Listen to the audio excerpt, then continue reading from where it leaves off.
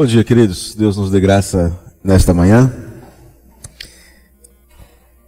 Nosso tema da lição é sobre a terceira das cláusulas do credo. O credo, os estudos no credo apostólico, eles são divididos ordinariamente em 3 seções.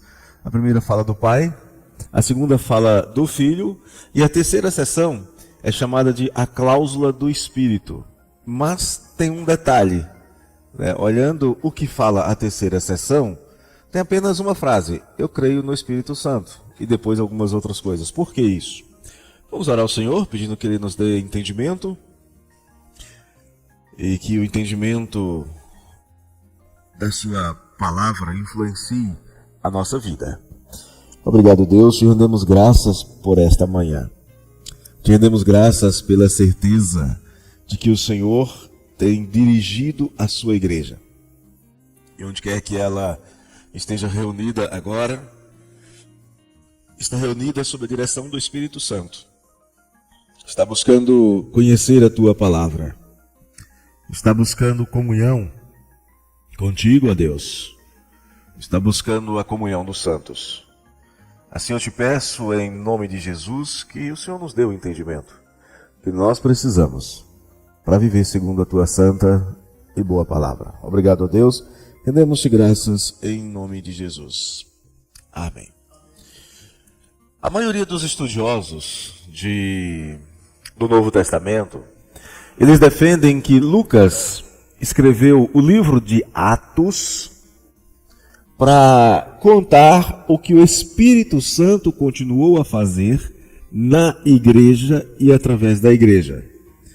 Então, quando a terceira cláusula do credo fala creio no Espírito Santo, creio na igreja, na comunhão dos santos, na ressurreição dos mortos e etc., está se referindo à atuação do Espírito Santo na igreja até a consumação de todas as coisas. Então é por isso que esta porção, que começa com creio no Espírito Santo, ela é chamada de a cláusula do Espírito, porque o que vem depois reflete o que o Espírito está fazendo na vida da igreja, ok? Então, apesar de ser só uma pequena frase, todo o conteúdo dessa terceira cláusula tem este sentido, tem este significado. Lamentavelmente, já houve na história da igreja quem interpretasse a pessoa do Pai, do Filho e do Espírito como se fossem apenas diferentes manifestações de Deus. Mas não é isso que o credo está ensinando. Não é isso que nos é ensinado. Esse pessoal que fez esse tipo de interpretação, no Antigo Testamento, Deus se manifestava como o Pai, era um modo de manifestação.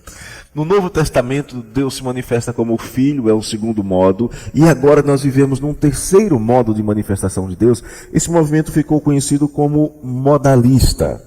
Mas não é isto o que a Bíblia ensina.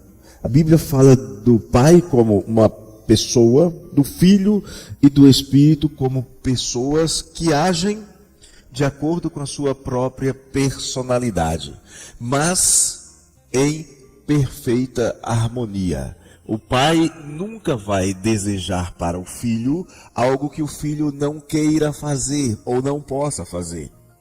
O Filho nunca vai ordenar que o Espírito faça algo que não é da natureza do Espírito ou que contraria a vontade do Pai. Há sempre uma harmonia perfeita na atuação do Pai, do Filho e do Espírito Santo. E os três formam um único ser, o ser de Deus. Existem muitas discussões teológicas a respeito da personalidade do Espírito Santo, ou, melhor dizendo, quem é ou o que é o Espírito Santo. E desde o começo, a igreja teve que olhar para isso com algum cuidado. Mas, nos primeiros séculos, como nós vimos na aula passada, o principal foco do ensino da igreja, das definições da igreja, era Jesus Cristo. Porque os pregadores diziam, crê no Senhor Jesus e será salvo tu e tua casa. E as pessoas perguntavam, quem é esse Jesus? Por que ele salva? Como que ele salva? Como ele sendo humano, ele pode me salvar, ou como ele sendo divino, ele pode estar entre os humanos. Então, nos praticamente 3 primeiros séculos, a grande parte da discussão teológica versou sobre a pessoa do Filho, sobre a pessoa de Jesus. Por que Jesus era o Messias? Como é que ele poderia ser filho de Maria e filho de Deus?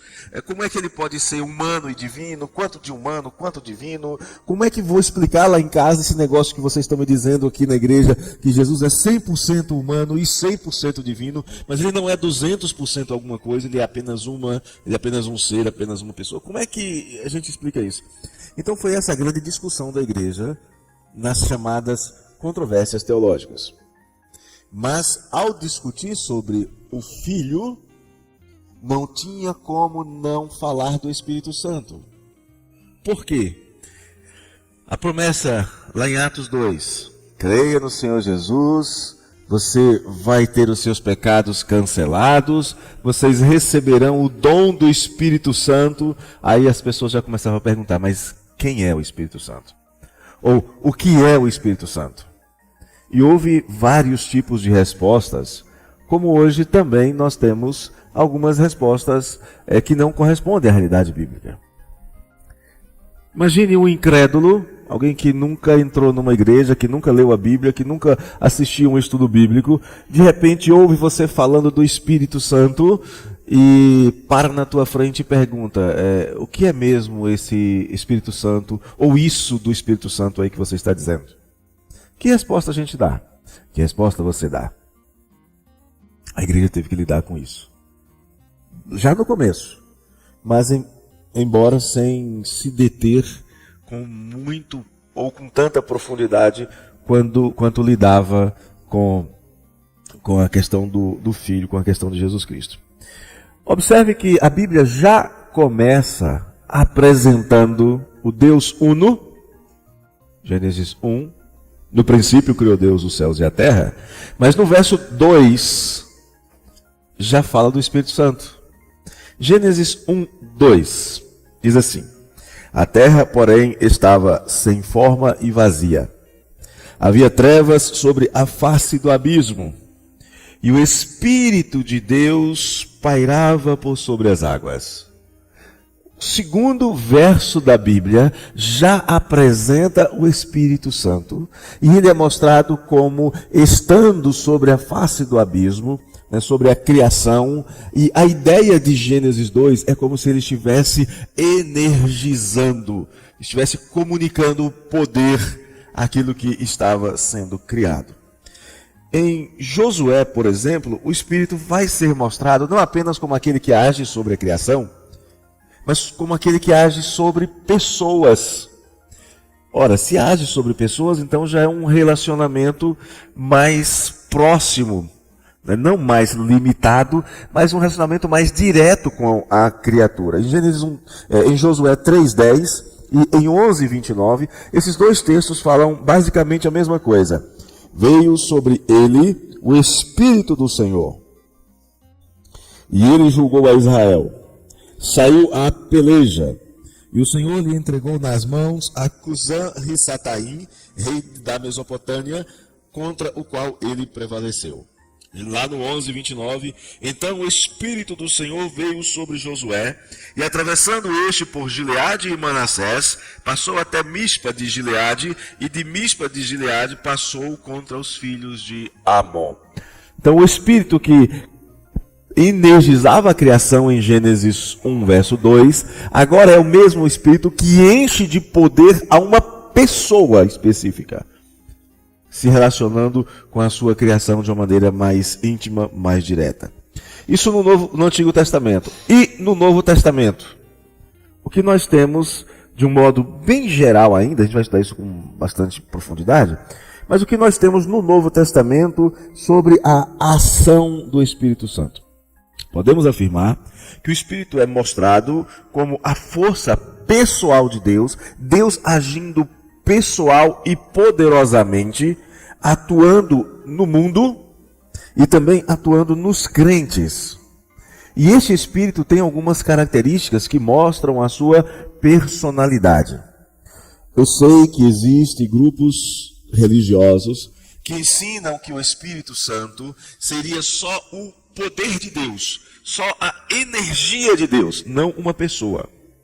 Mas cabe nos perguntar, você sabe o que é uma energia? Sabe o que é energia? Eu sei que é meio difícil definir, né, Mauro? Definir energia é complicado, mesmo quem estuda na área.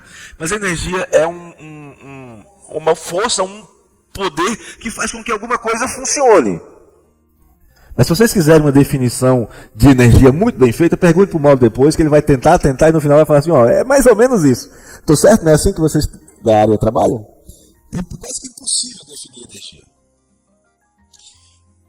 Mas o Espírito do Senhor não é uma simples força. Não é um simples poder ativo.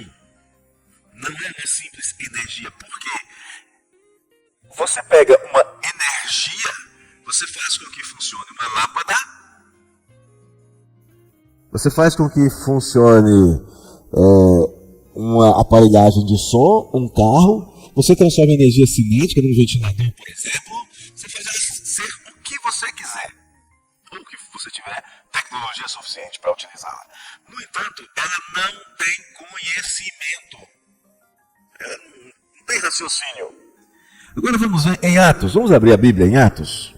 Falar um pouco do Espírito Santo e o conhecimento que o Espírito Santo possui.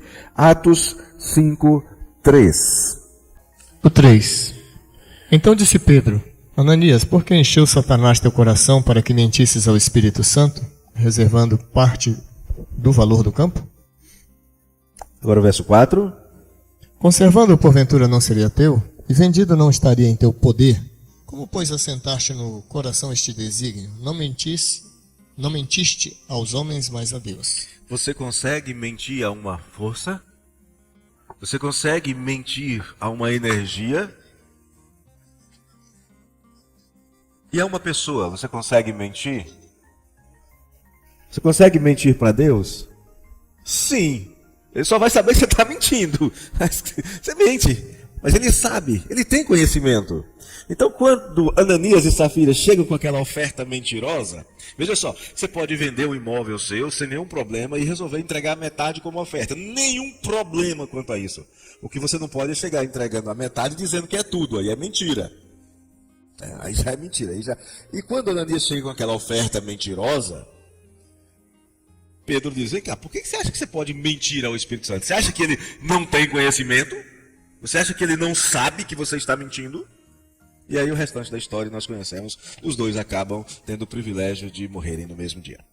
O Espírito Santo também possui sentimento. Já viu uma energia triste? A energia hoje está meio triste, o ambiente aqui ficou meio... A energia não fica triste. Efésios 4:30. Nós cristãos somos exortados pelo próprio Espírito, porque é Ele quem nos traz a palavra, Ele quem inspirou Paulo para escrever.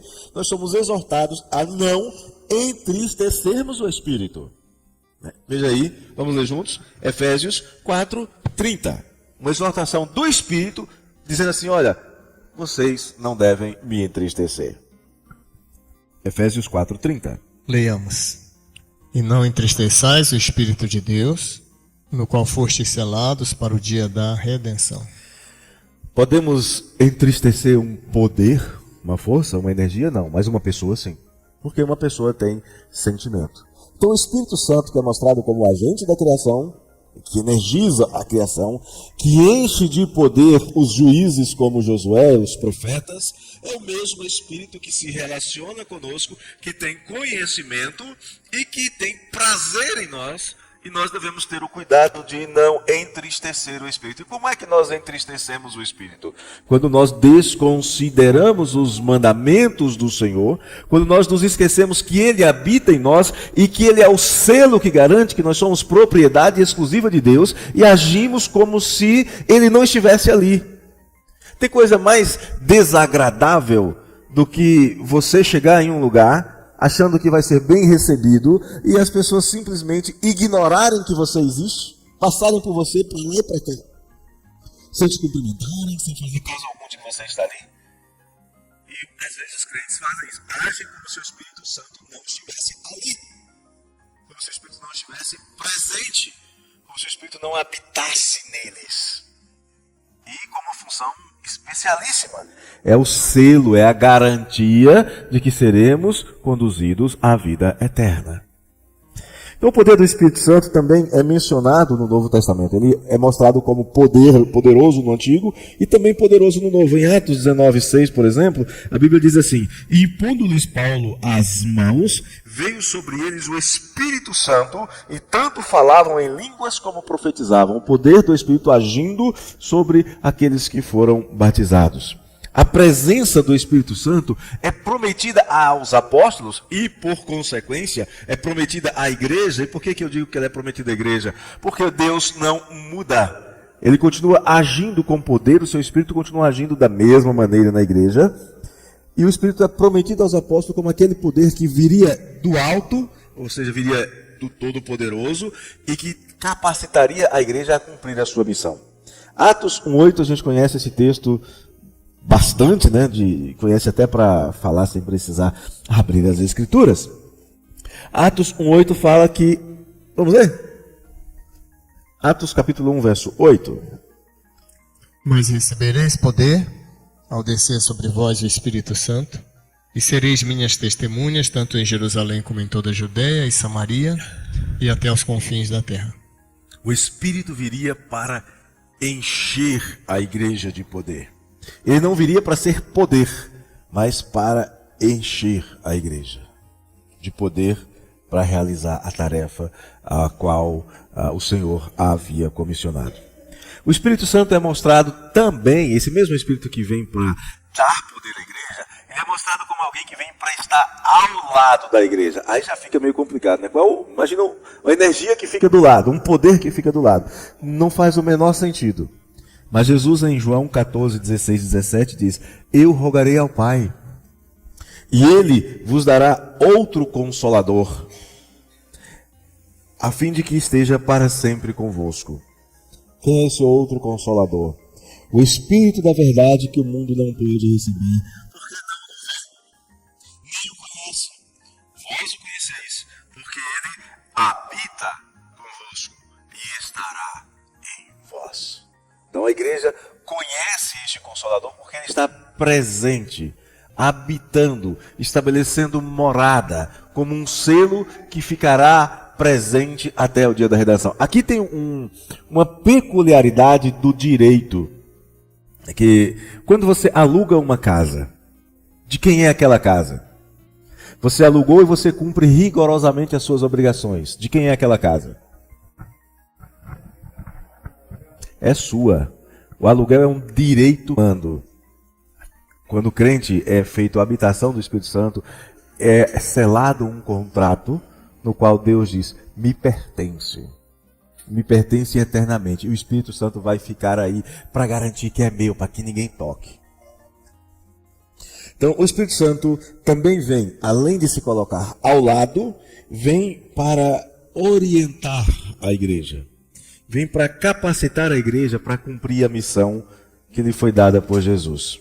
Em João 14, 28, ele falando sobre a ida dele para o Pai, sobre a vinda do Espírito, ele diz, olha só o que ele diz em João 14, 28.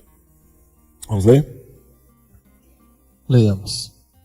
Ouvistes que eu vos disse: vou e volto para junto de vós. Se me amasseis, alegrar-vos-ieis de que eu vá para o Pai, pois o Pai é maior do que eu. Jesus estava indo para o Pai, mas ele havia acabado de prometer nos versos 16 e 17 que a igreja não ficaria sozinha. Que o outro, que o Paráclito, que o Consolador, viria para habitar a igreja. A igreja recebe uma missão e o Espírito capacita a igreja para realizar essa missão. Então, com base nesses textos, imagine a igreja no século I, tem os evangelhos nas mãos, e a igreja não se preocupava em definir o Espírito Santo.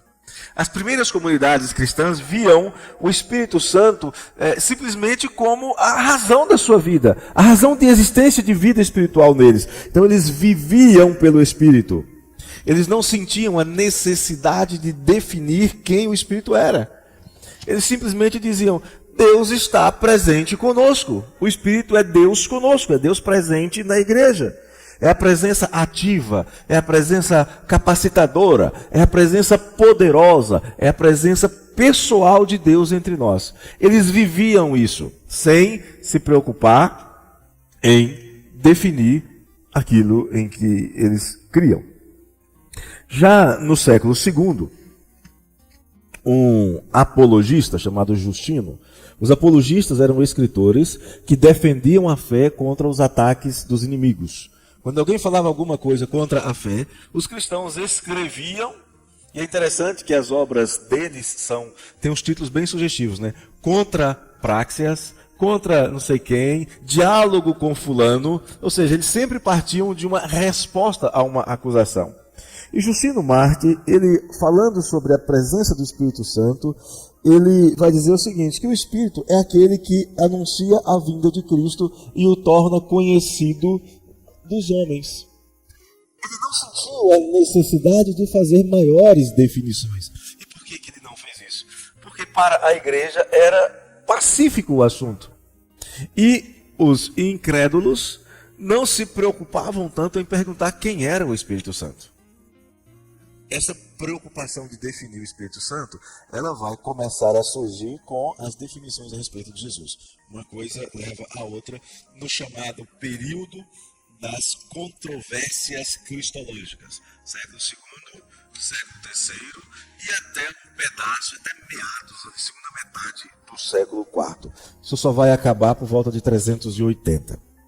Então, quando surgem as controvérsias teológicas, as discussões na igreja, os incrédulos, os hereges, traziam uma definição sobre Jesus que impactava a definição de Deus e, obviamente, impactava a definição da Trindade, do Espírito Santo e da Trindade. Então começou a haver essas discussões e os escritores cristãos, os estudiosos cristãos, para combater as heresias, tinham que responder. O Espírito Santo é uma força. Aí alguém lhe dizia, não é uma força. Força não tem sentimento, força não tem vontade, força não tem personalidade. Então eles começaram a fazer essas distinções. Algumas heresias que surgiram nesse período, para a gente ter conhecimento. Primeiro foi o monarquianismo. O monarquianismo foi uma heresia que enfatizava a unidade de Deus e que negava que houvesse qualquer distinção entre o Pai e o Filho e o Espírito Santo. Para eles, era tudo uma coisa só. O Pai, o Filho e o Espírito, bate tudo no liquidificador, é simplesmente um jeito de interpretar de acordo com a maneira que Deus age. A igreja rejeitou esse pensamento. Dentro do monarquianismo surgiu um indivíduo chamado Sabélio. Sabélio dizia que Pai, Filho e Espírito Santo eram só maneiras diferentes da manifestação de Deus. E que, por exemplo, quando Deus agiu na criação, era o Deus Todo-Poderoso. Quando Deus se mostra em Jesus Cristo, Ele está se mostrando como o Redentor. Deixa de lado a questão de criação, agora olha só para a questão da redenção. Quando Deus se manifesta como o Espírito, então esquece a questão de redenção, agora é só capacitação e glorificação. Esquece as outras coisas. Como se Deus fosse mudando ao sabor das circunstâncias. Como fosse colocando máscaras para se relacionar com a criação. Por isso o nome modalismo. Eram maneiras diferentes de se apresentar. Tertuliano, é o primeiro teólogo a usar o termo trindade, ou em latim, trinitas. Ele vai afirmar, ao escrever contra um desses hereges, chamado Praxeas, ele vai dizer o seguinte: não, vocês estão enganados, nós não temos três deuses, nós não adoramos três deuses, nós adoramos uma única divindade em três pessoas distintas, Pai, Filho e Espírito Santo. É a primeira vez, século III, que alguém vai e trata da trindade desta maneira.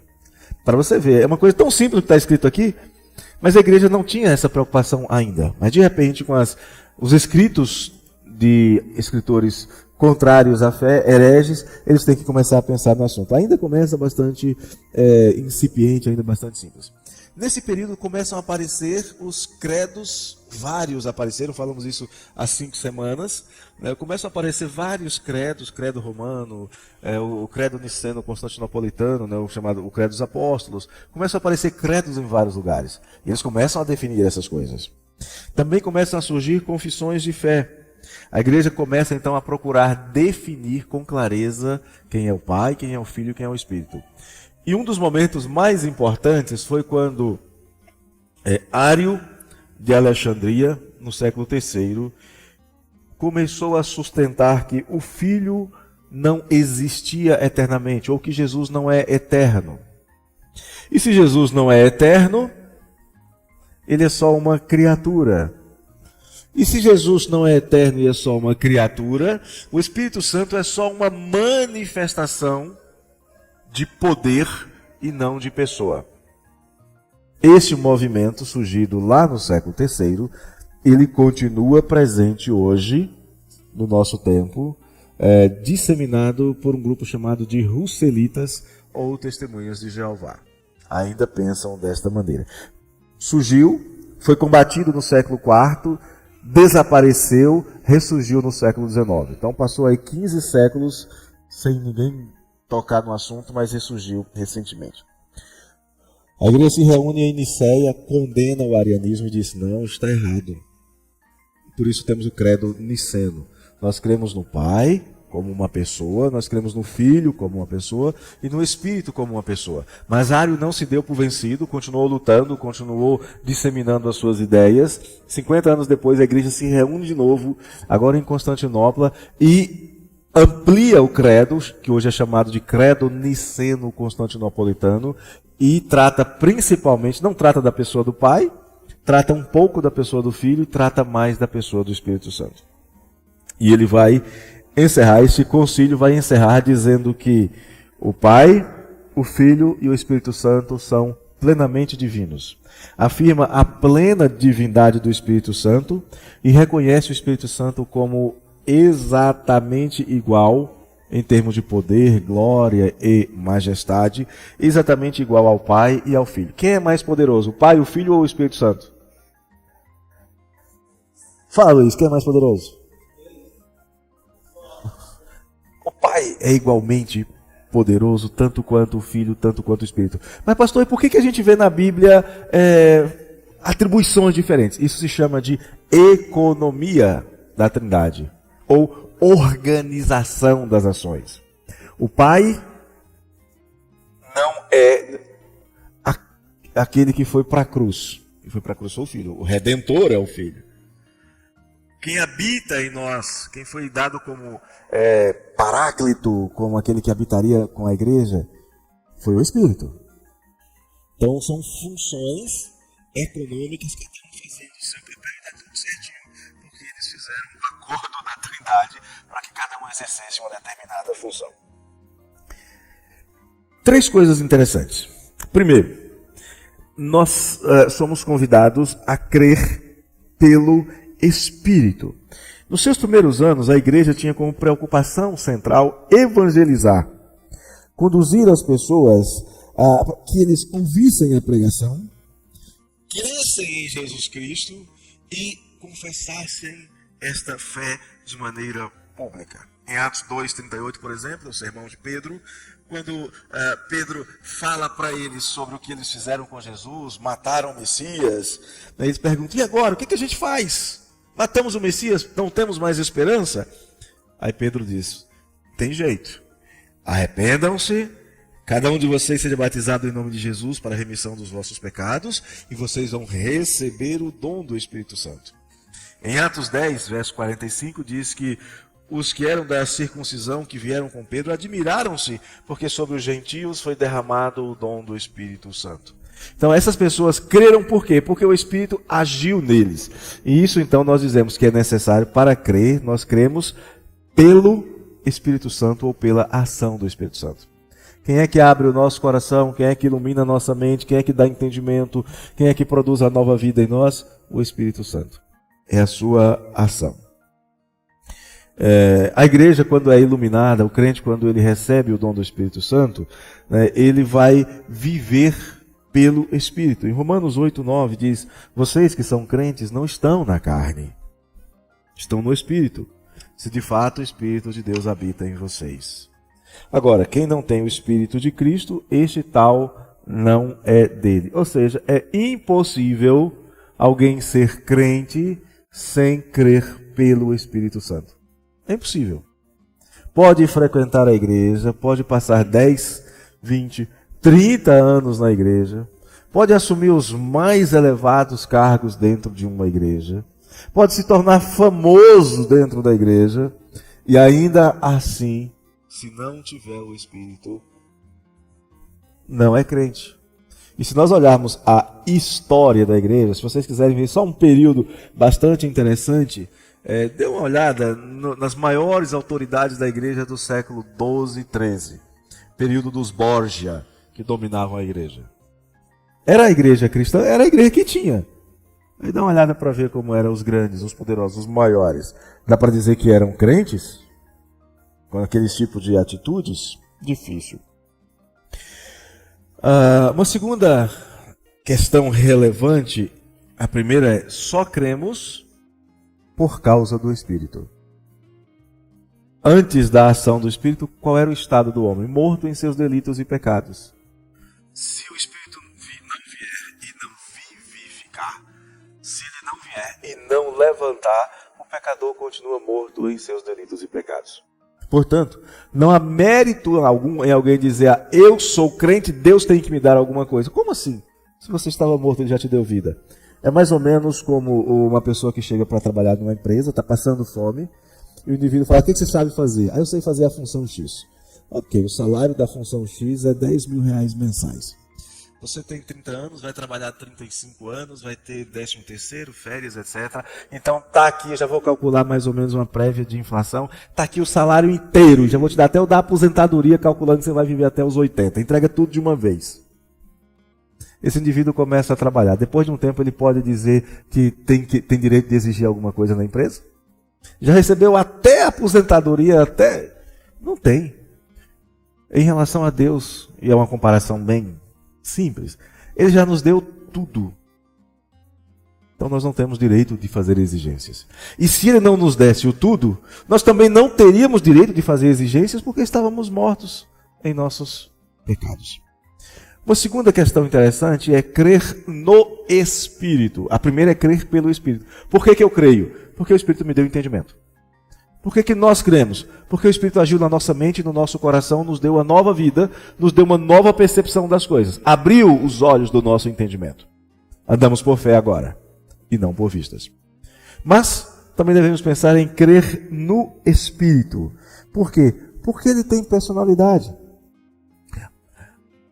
Quando a personalidade, ou quando a pessoalidade do Espírito Santo começou a ser questionada, a igreja começou a ensinar a necessidade de crer também no Espírito Santo.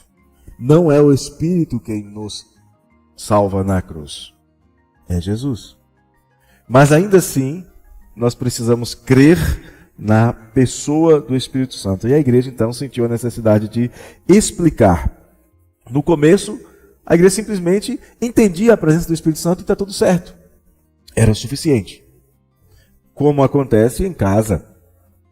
Os filhos entendem a presença dos pais como aquele que provê, aqueles que suprem as suas necessidades. Chega uma certa idade e os filhos começam a refletir sobre o processo, sobre a dinâmica da casa, como é que funciona. E os próprios pais começam a ensinar como funciona essa dinâmica.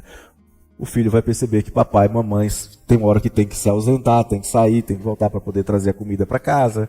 Enfim, as dinâmicas começam a mudar com o desenvolvimento. Aconteceu a mesma coisa. A igreja tinha o Espírito Santo, começou a ser questionada, começou a explicar sobre o Espírito Santo. Então, como já vimos, a igreja começou a demonstrar e a pregar o poder criativo do Espírito Santo. E não foi que de uma hora para outra, vamos falar sobre isso. Já estava na Bíblia. Por exemplo, Quem nos fez e nos deu vida? Foi Deus. E qual é a função do Espírito Santo nisso? Ah, pastor, não sei, não está na Bíblia. Tá. E desde o Antigo Testamento, lá em Jó, ele afirma: o Espírito de Deus me fez. Jó 33:4. O sopro do Todo-Poderoso me deu vida. O poder criador do Espírito Santo já é anunciado no Antigo Testamento. Não foi uma coisa nova criada pela igreja cristã. O Espírito também tem vontade livre, soberana, faz o que quer. Em João 3:3, o vento sopra onde quer, ouves a sua voz, mas não sabes de onde vem, nem para onde vai. Assim é tudo que é nascido do Espírito. Ele conduz livremente.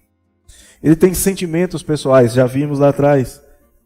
Não podemos, não devemos entristecer o Espírito Santo. Aliás, o Espírito Santo tem até ansiedade por nossa causa. Ansiedade aqui no sentido de que ele tem uma preocupação e cuidado. Tiago 4:5. Ou supondes que em vão afirma a Escritura, é com ciúme que por nós anseia o Espírito que ele fez habitar em nós. Já pensou o Espírito Santo com ciúme de nós? O inimigo não toca, porque ele não deixa. Ele tem ciúmes. É por ser uma pessoa que ele pode ser entristecido, já vimos em Efésios 4:30. Mas ele é ao mesmo tempo onisciente. Ele não pode ser enganado. Não podemos enganar o Espírito. Podemos até tentar mentir, como fizeram Ananias e Safira. Mas enganar o Espírito, não, porque ele sabe todas as coisas. É por isso que Pedro, quando fala com Ananias e Safira, diz: vocês acham que podiam enganar o Espírito? Vocês não mentiram a homens. Ananias e Safira achavam que estavam mentindo a Pedro, a André, a Tiago, a Lucas. Aí eles dizem: não, vocês não mentiram a homens, vocês mentiram a Deus. E esse é um dos textos clássicos que mostram que o Espírito Santo é divino. Então a igreja cria na personalidade do Espírito Santo.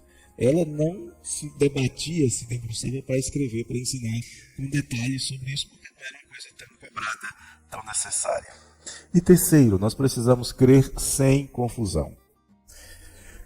O modalismo pegava Pai, Filho e Espírito, misturava tudo, dizia que era tudo uma coisa só e que de repente uma hora você via de um jeito, outra hora você via do outro. O ensino bíblico é que o Pai é o Pai. O Pai não é o Filho. O Pai não morreu na cruz. E às vezes o crente olha: não, Deus Todo-Poderoso, te agradeço porque tu morresses na cruz em meu lugar. O Pai não morreu na cruz no lugar de ninguém. E o Pai também não é o Espírito Santo. O Filho não é o Pai, o Filho não é o Espírito. E o Espírito não é nem o Pai, nem o Filho. Cada um tem a sua personalidade.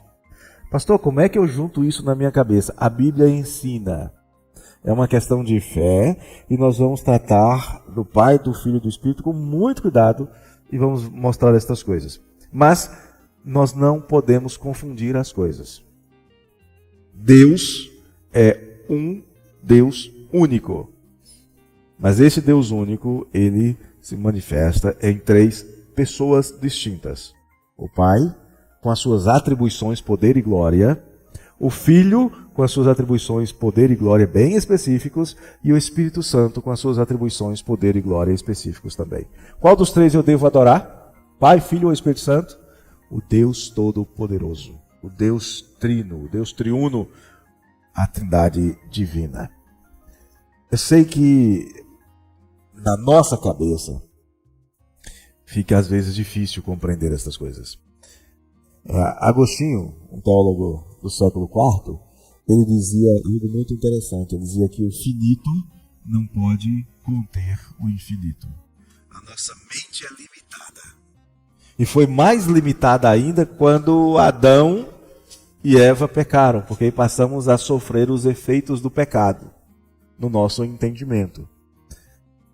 E nós não podemos, com a nossa limitação, compreender aquilo que é ilimitado.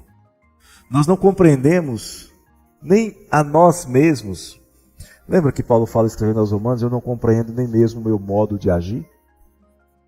Você já se surpreendeu com você mesmo alguma vez? Já? Sim, claro. Eu nunca pensei que eu fosse capaz de fazer isso. Você se surpreendeu.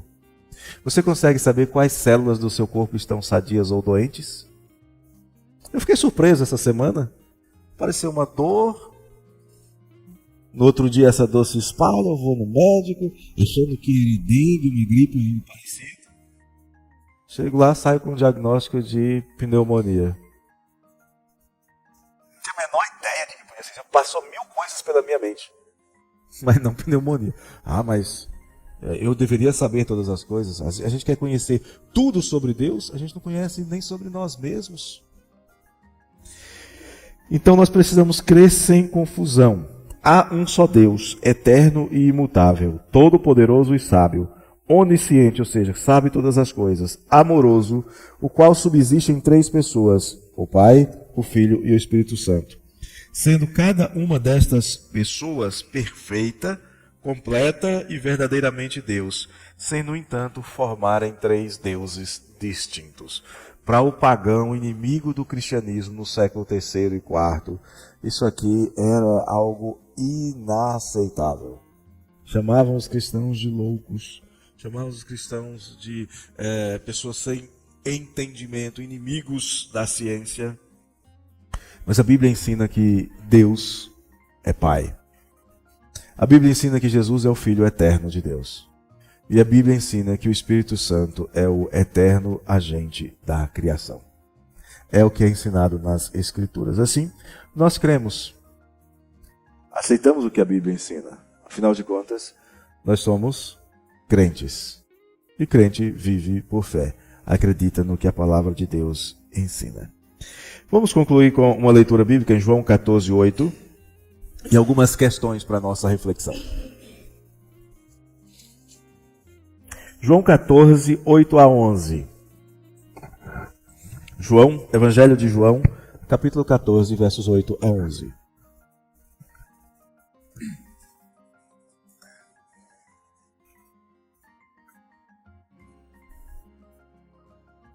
Esse texto fala da unidade e da individualidade das pessoas da Trindade, embora não mencione o Espírito Santo.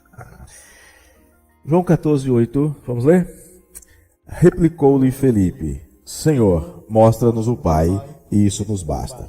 Disse-lhe Jesus: Felipe, há tanto tempo estou convosco, e não me tens conhecido? Quem me vê a mim, vê o Pai. Como dizes tu, mostra-nos o Pai? Não crês que eu estou no Pai e que o Pai está em mim?